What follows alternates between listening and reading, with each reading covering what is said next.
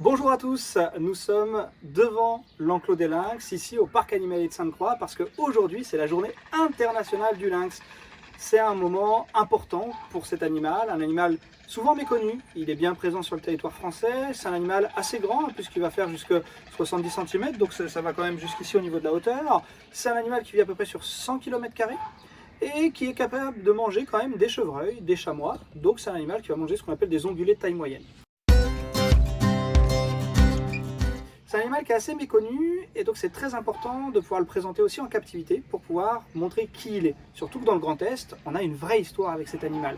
Il a été réintroduit dans les années 80 alors qu'il avait disparu il y a déjà très longtemps. La population s'est plutôt bien portée et puis cette population s'est à nouveau cassé la figure. Et aujourd'hui, on a des lueurs d'espoir avec notamment des projets de réintroduction en Allemagne, quelques lynx qui arrivent à traverser le Jura pour arriver dans ce qu'on appelle le Jura alsacien, ils se rapprocher des Vosges du Sud. Ce qui veut dire que l'histoire entre le Grand Est de la France et le lynx, elle est d'actualité. C'est en ce moment qu'on en parle, c'est en ce moment qu'on est en train de vivre tout ça. Et ce qui est important, c'est de pouvoir parler de l'animal, expliquer qui il est, comment il fonctionne. Et ça, c'est un de nos rôles au parc animalier, de pouvoir présenter les animaux, partager qui ils sont avec nos visiteurs. Et c'est vrai que sur cet animal, on a voulu créer tout un espace de scénographie, de scénarisation qui fait à la fois on va dire un flashback sur la réintroduction des années 80, qui était jusque dans les années 90, puis parler d'espèces, qui elle est, encore une fois, comment elle fonctionne, ce qu'elle mange, comment elle chasse, hein, des petites anecdotes tout simples. Le lynx a un tout petit cœur, donc il court pas vite, enfin il court très vite, pardon, mais sur des courtes distances, un petit peu comme Diego, le tigre à dents de sable dans l'âge de glace, qui n'arrive pas à rattraper une antilope parce qu'elle court trop longtemps par rapport à lui. C'est des petites anecdotes comme ça qu'on va partager avec les gens pour remettre l'animal dans notre quotidien, ou en tout cas dans notre culture quotidienne. Et à partir de là, eh bien, on peut améliorer l'acceptation sociale. Et aujourd'hui, on sait qu'un des freins autour de cet animal, c'est l'acceptation sociale, notamment de certaines minorités. Et donc, c'est très important de pouvoir parler de lui.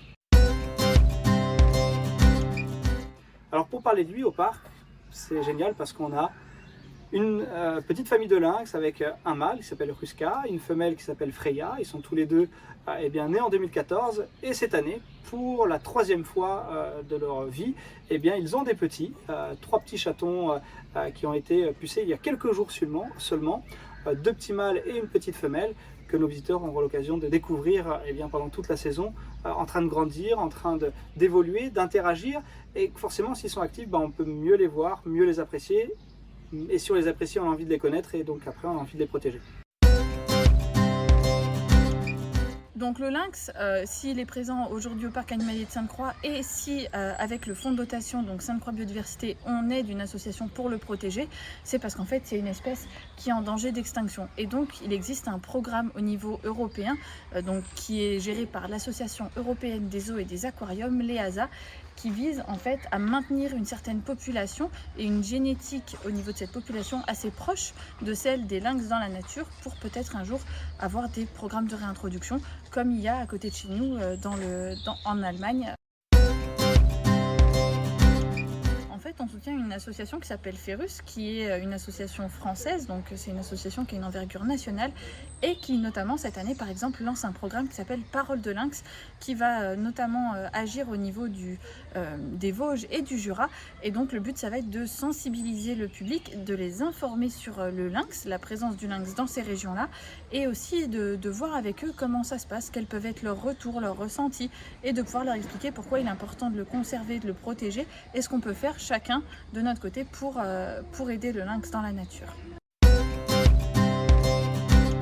On peut parrainer Freya, notre maman lynx, qui nous a fait 3 beaux petits bébés, et donc vous pouvez pendant 1 an la suivre. Et donc pour le parrainage, il y a 6 formules, c'est tout sur notre site internet, et comme ça vous pouvez aider une association qui aura le don à la fin de l'année et en même temps profiter un petit peu de bonnes nouvelles de Freya toute l'année.